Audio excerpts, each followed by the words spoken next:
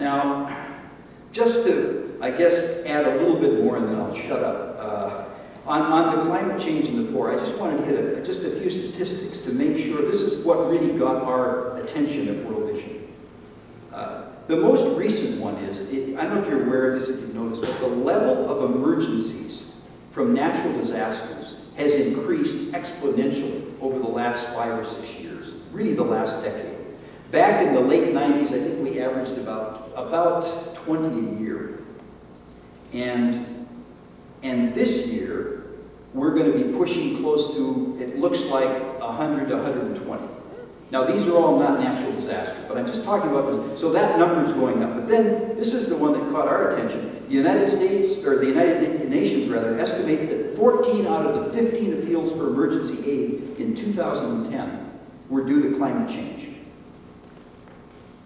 20 million people were left homeless after climate-related disasters struck with greater frequency in 2008.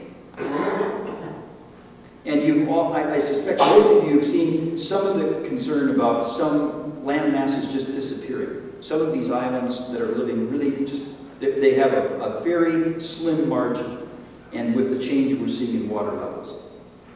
And then we've got continued drought in East Africa again. Once again, it's not the rains. The other thing, I was talking with some of our agricultural people from Africa, and they were talking about how it isn't just that the rains have necessarily been less, but they're happening in different times. It's like the seasons are shifting in a different way than they've seen before. And then some of the saddest situations we've had is people, farmers actually, this was occurring in India, in one part that was suffering from a prolonged drought, where farmers were actually taking their lives. They were so depressed at the lack of water and their ability to care for their families.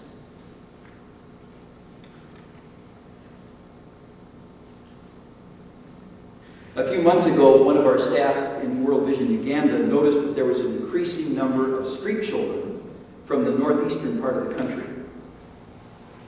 And some as young as 9 years old were traveling hundreds of kilometers hoping to find some respite from severe hunger stalking them at home.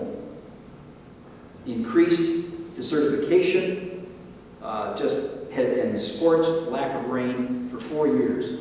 And families were watching their children as they waste away so the children move on, trying to find a different place to go. And I think that's both the moral and spiritual edge that we're talking about here. That for children and families, this is going to have a profound influence on their lives. And it seems to me, from the evidence that we're hearing, I grew up on a farm. My dad was a dairy farmer.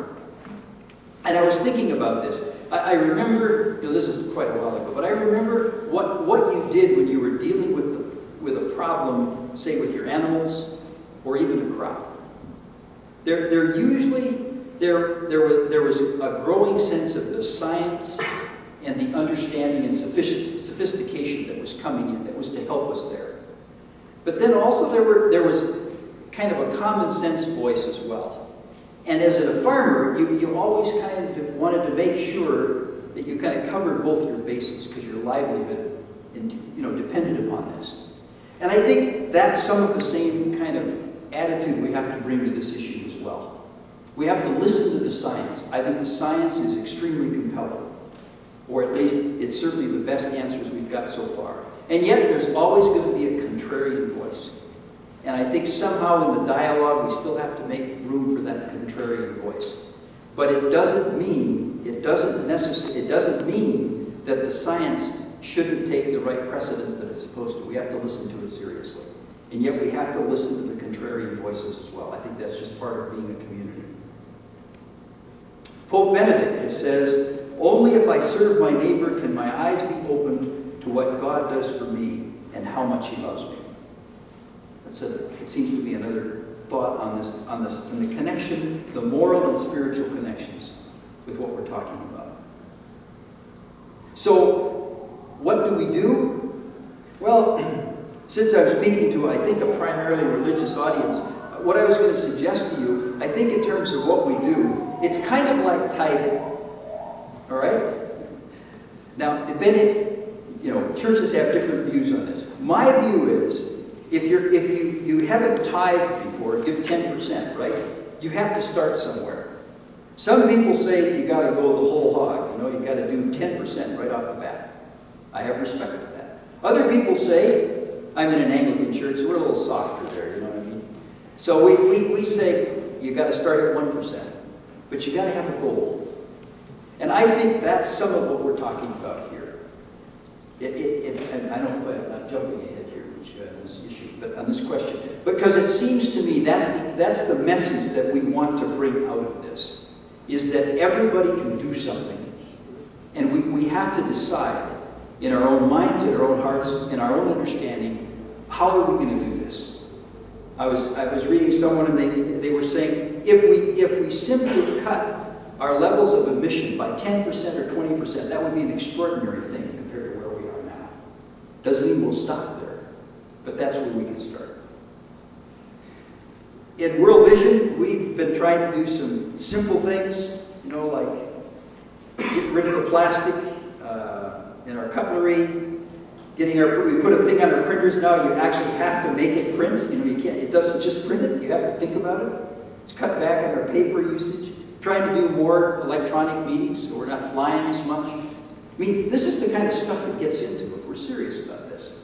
It's not just the big stuff, but it's what we do in our own lives and in our own organizations. And then it all, of course, does become big.